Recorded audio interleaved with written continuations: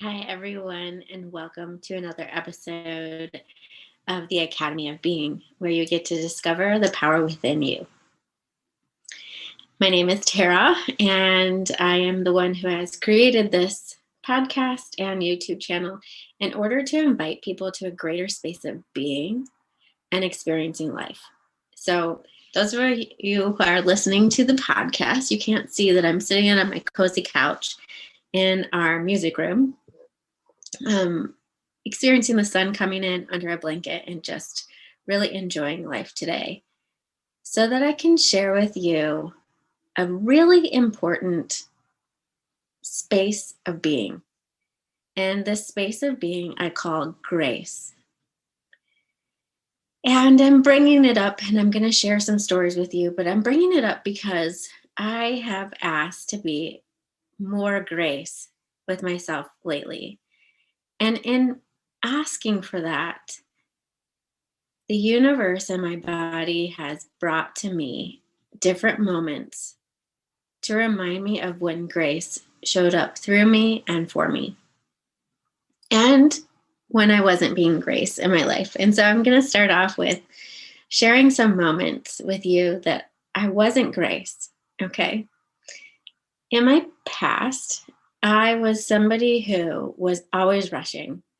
I had so much to do and so many places to go and so many people to serve and so many goals that I was everything the opposite of grace. I was fast and moving and not present. I was already at the next place, and I was very blunt. I was very bullet pointed, and I just wanted to get to the point. And I probably thought at that point that was a contribution to all. Like, don't give me the fluff, don't give me the story, just get to the point, ask me for what you want to ask me. I'll tell you yes or no, or I'm going to tell you exactly what I need, and let's just get it done. And that might be really effective if your whole life is about getting to the next goal and getting things done. Where my life really was at the time, I was all about getting things done, reaching my targets at work, trying and striving for another promotion, getting things done at home. It just seemed like the list of to-dos was never ending. And that was my life. It was finding how to get the to-do list down, and yet finding that it was never, ever exhausted, right? But what I found is that it left me empty. It left my marriage empty. And it even left my striving and thriving in my job very empty.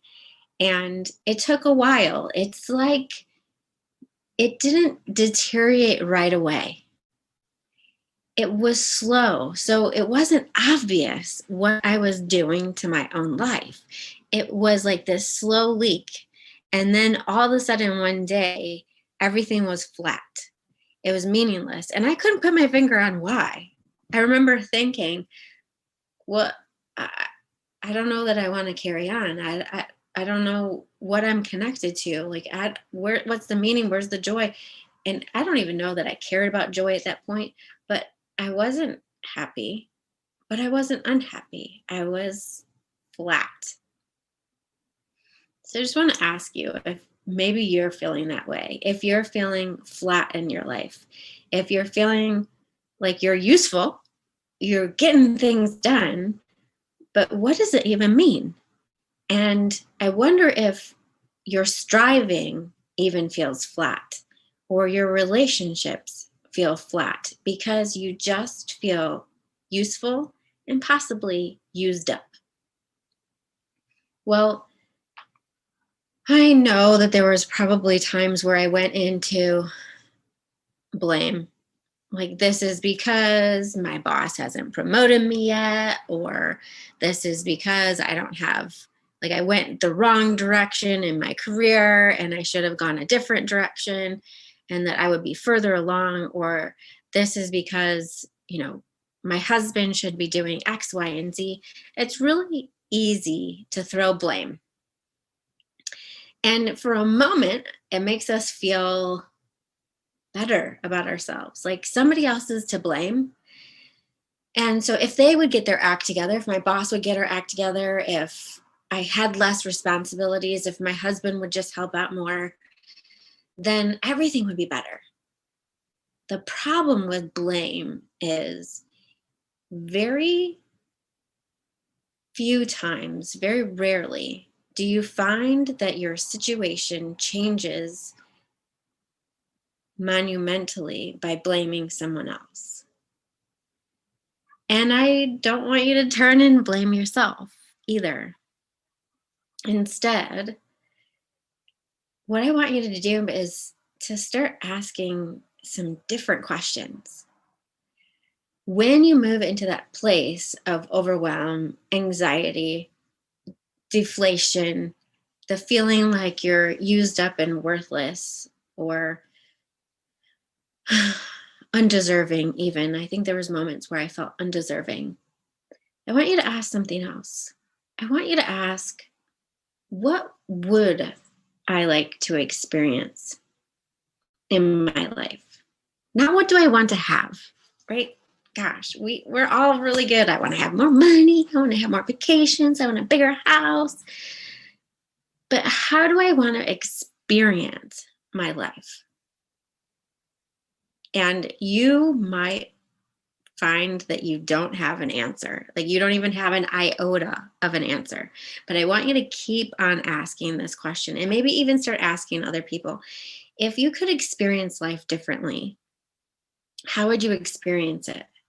If life didn't necessarily even change at all, like you didn't have a bigger house, you didn't have a vacation, if you could just say today, in today, you have the same spouse, the same kids, the same job, how would you like to experience it differently?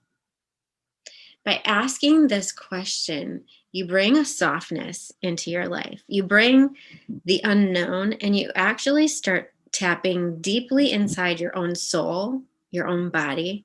And then you even touch on the most mystical, which is the godlike, the universal energies that have wisdom, that can pour into you what else is possible, that is beyond what your mind has ever manifested or dreamt or imagined. And in that space, you can either turn into judgment and blame and shame that, gosh, I have not created anything that I want to experience, or the experience that I'm having right now is so far off of what I dreamt, that you just move into blame and shame and judgment. Or you can move into a space of embracing not knowing and moving into a childlike, beautiful place of wonder and curiosity. It's in this space of playful wonder and curiosity that grace comes in and it seeps in and it brings the tendrils and sparkle that is possible. And it literally starts to shapeshift things. Not just things outside of you, but it starts to shapeshift you. And it brings in this new, beautiful experience. And it starts to like tap on your shoulder and say, wait a minute, you asked for a different experience where you could possibly feel like you matter. Shh, shh, slow down. Notice right here. Notice the person at the drive-through who's looking at you in your eyes and who is connecting with you, who's smiling. Accept that moment. Don't ask why. Don't ask like what do they want out of this? Don't ask any of those things. Just allow yourself to experience seeing and being seen. Right? Or when you come home and there's a moment between you and your child, and they want so badly to sit next to you, and yet your body is screaming for some space. And instead, you just breathe and you say, wait a minute. Earlier today, I asked for like a more bonding experience with my child. And what if this is that moment? What if it's not even a teachable moment? What if it's not like a trampoline moment, right? Like where you're going out and doing an event and having that, like, what if it's just the quiet of sitting next to each other, sharing each other's spirit and energy? And what if you allowed yourself to know that that will create, right? And that that will create something greater, a greater experience than you could ever hope for. And then let's say you have some problems with a friend or even your spouse, your partner, whichever you want to say. And if you're anything like me, like I was the person who went up and I was direct and I would say, like, something's off with us. You know, what's going on? How are you feeling? Or I'm feeling, you know, I used all my words so well. Like I was taught from little, like, use your words, use your words. And so I would use my words in the way that I was taught, and I would form it in the form of I, like, I'm feeling neglected. I'm feeling like you're mad at me or whatever it is, right? But still extremely direct. Instead of being the space of grace, again, here's how grace could look in the situation where things are a bit bumpy with your spouse. You take the time to write down what isn't going right. And then the next part is where the magic begins. Ask, write down what your ask is. How do you want it to be? Not how do you want them to be? How do you want your relationship to be? Right? So you could be saying, like, I'm sick and tired of them not helping out around the house. And so I want them to help out around the house. There's a different space. So the different space is asking for how you want the we to be, how you want your relationship to be. I want it to be fun again. I want us to be supporting. I want us to do things together. Like, how much fun would it be to do things together? And then ask yourself, what would that look like? How would I need to be to begin to foster that space? And it might mean that you're helping him with something and in allowing yourself to not do it out of duty, but to do it in a fun and playful way. And that in so doing, and then saying, oh my gosh, I had no idea like how much fun it would be to paint the fence together or to stain the fence together. Like it was like we used to be when we dated. That space when like everything together wasn't work, it was just play. That. And then grace allows for things to start to happen that you didn't even expect, which is while you're possibly cooking dinner, he helps cook dinner, and that you both clean up the kitchen together. And it's done as a space of bonding and playfulness, not duty, right? Gosh, not duty. None of us actually love duty. Where, it's really a space where we get to serve and be kindness, but sometimes we don't always want to be serving and to be useful. We want more playfulness in our lives. And so when we move past how somebody else can change in order for us to have a better experience, and we start to looking at what is the better experience that we're looking for? What is the more that if we were involved, we could create that? It's when grace gets in. And then when we use curiosity and wonder, rather than moving to the space of how, right? When we use curiosity and wonder, we start to ask things that we don't have answers for. And what we do is we allow it to start creating inside of us so we can start becoming it. And then we allow the universe to start bringing it to us. Now, the universe, God, however you want to term it, is cheeky. At least I find cheeky in my own life. That if I give a directive, this is how I want it delivered, cheeky little devil, cheeky little God out there decides to deliver it in a way that looks different. It's not the directive, but feels the same. So I might say I would like more support from my partner or from my kids. And all of a sudden I start getting support from somebody else. Well, the universe is testing us, inviting us, really is the word, inviting us to see if we'll accept it from somebody else first before it delivers it in the form that we asked.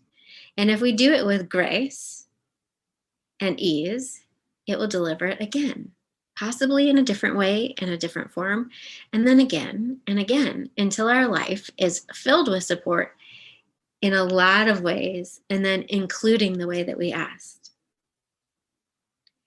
I truly believe with all that I am that the universe and God are constantly giving us invitations to being more and to receiving more. And that it is our what is the word? Obstinance, our trapped thinking that says, oh no, it must only show up in this way for me to receive it, that gets us into trouble, because the universe wants to deliver it in as many ways as will contribute to us as possible. And sometimes it wants to see if we're willing to throw out the things that aren't actually a contribution, whether we know for ourselves. So it trusts us more than we trust ourselves. So we really need to get into trust, because it will show up a lot of things. And it's not a test. It's just, are you really going to honor what you want? So if something shows up and it's a means of support or money or whatever it is that you're asking for, but it doesn't contribute to you or honor you, be willing to say no. The universe is not limited. It's abundant. It'll go, oh, this is a no for her. Hold on, we got to course correct and deliver in a way that will actually be a contribution. I have had some ways that money has shown up for me. Possibilities of money has shown up for me in ways that were not honoring and totally not a yes for me. Now, if I was like, wait a minute, this is what the universe is bringing me, I would have dishonored myself in massive ways, massive. And so I got to choose to say no, and then be curious immediately how the universe would deliver it in a way that was a contribution, right? Because we can get into this place, well, oh, I said no, now I'm not ever going to get anything again. Well, move back into curiosity, move back into wonder, allow grace to transform your relationships, your money flows, your support, your connection, and so much more. What will start to happen is you will begin to have the life that you desire and more. You will begin to be the person that you can live with, that you look and you get up in the morning and you're like, oh, I get to live with you. We get to create together, you and me. Your spirit and your body and your mind get to come together whole, instead of constantly waging war against each other. That is how grace transforms your own experience, as well as how it transforms the experience that others get to experience with you. Gosh, that word experience, I'm saying it multiple times. Allow that to happen. Allow yourself to soften, to allow things to come in with less linearity and more blossoming. And that is how your whole life will transform. It's like the radiance, the afterglow, right? It's when a light turns on and there's just this ambiance that happens. That is how your life will be. Or you can continue to be linear, list oriented, blunt, to the point, confrontational, addressing matters, right? It all feels a bit like a battle, right? And it feels prickly. And I'm sure that anyone who encounters that from you also feels a little bit bristly. But instead, if you begin to get clear on what you want your experience to be, how you want to experience yourself, how you want to experience relationships, how you want to experience money, things radiate from that space, and you create an ambiance that pulls things in, and it feels safe for you and for others. So I'm going to go back to the beginning of this call where I said to you, this word grace really came up for me lately because I'd gotten really blunt with myself. I'd gotten back to my lists of things that I needed to be and accomplish. I wrote them down, and this is what needed to change. And really, within that was a whole lot of judgment. And I have to admit that to you guys because the judgment felt awful. And it was sabotaging any bit of success that I could possibly have. But more than it was sabotaging the success, it was sabotaging the experience I had on a moment to moment basis with myself. So I had to go back into grace. Now, grace does not mean that I don't want to create. Grace means I'm going to create greater than I could linearly. It means that I'm at the center of all things that are getting created, and my experience is either going to help it to grow and expand, or it's going to deteriorate it. I have a hard time with that word. So any of you who are like, whoa, she can't say that word, you got it right. I'm struggling with it. So when I move into grace and I get into, again, I'm just going to say, grace is about asking the questions about how I want to experience my life and moving into a space of curiosity and pulling in my spirit, my wise spirit that's wiser than my mind, as well as my source, which is the universe. And in the universe is everything that exists, people, wind, animals, all of it. And asking for assistance to get to a place where these things are contributing and I am contributing to a greater experience, a greater way of having, a greater way of creating.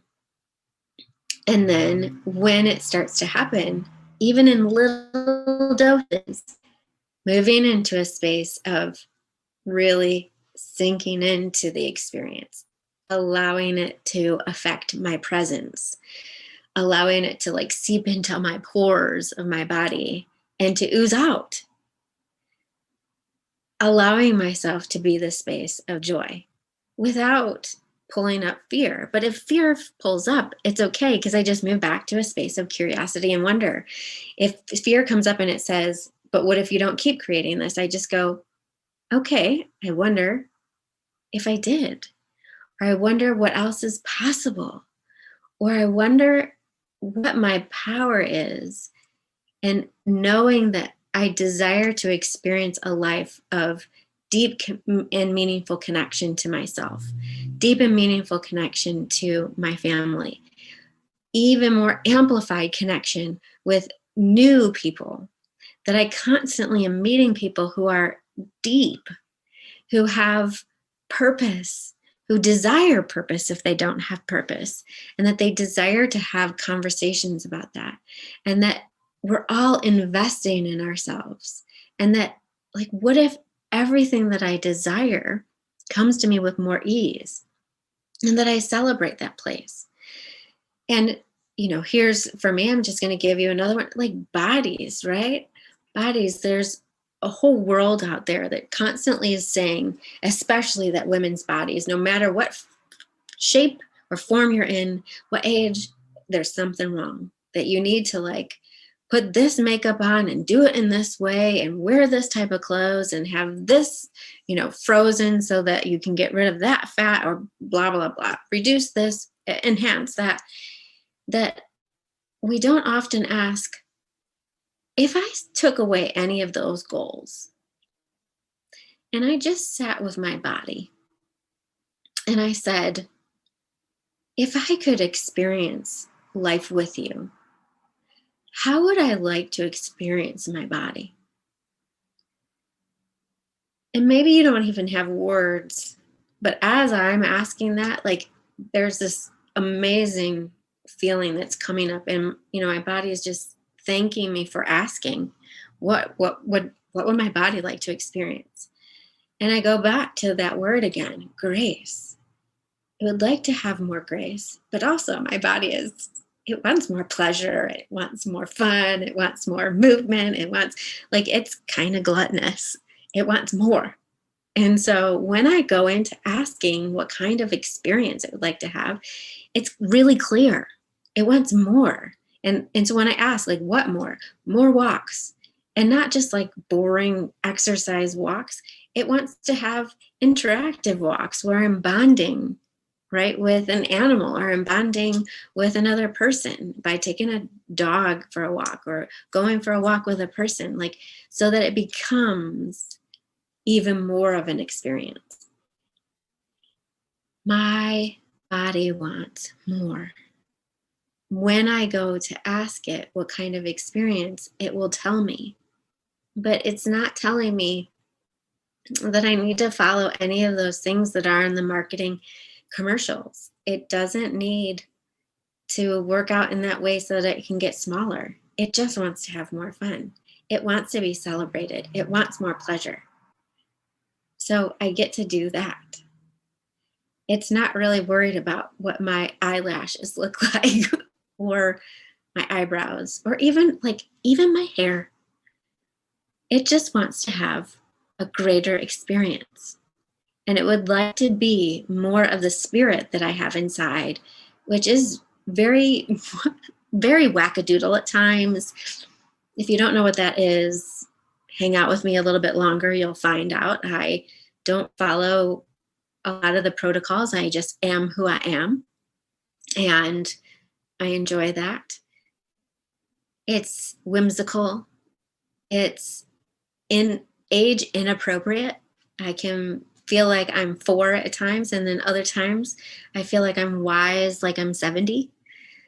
And so allowing that to come in without reserve, without filter, allowing myself to be who I am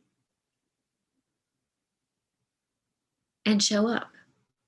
That's what my body wants. That. And so when I begin to ask what experience I'm looking for, I can start creating it. I can start receiving it.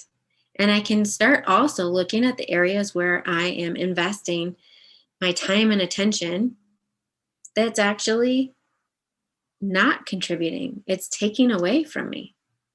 And I can course correct so that I can invite myself to a greater experience, greater pleasure, more playfulness.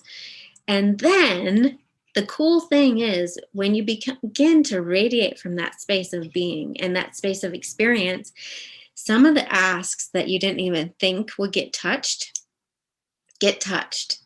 because they can't help it. So sometimes when you're asking and you're listening to your experience about your body, all of a sudden your business starts to grow because you start living from the truth of who you are, the radiance of who you are. And then it's like, why all of a sudden am I getting more clients? Or why all of a sudden is my relationship with my kids better? Because you are more centered. You are flowing from the space of being who you are instead of trying to control who you are to fit in with patterns and societal desires that maybe your spirit doesn't actually desire to be. And grace will show you that it doesn't have to wage war. I am living proof that as you begin to overflow with the space of who you are, there's a beautiful thing that happens.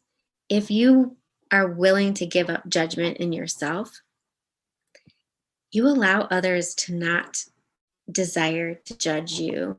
Or if they do, they actually show up and they find grace and acceptance for you too, because you allow yourself to find grace and acceptance for them. So have some fun with this. I can't wait to hear your feedback. And thanks for showing up, especially if you're on YouTube. You got to see how the funny light was coming in with the blinds. Sorry if that got annoying for you.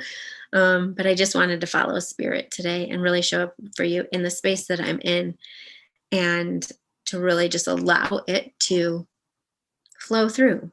I hope I touched your heart and your soul. And I hope that your mind will get on board with the expansion and experience that your body and soul know are possible for you. Bye.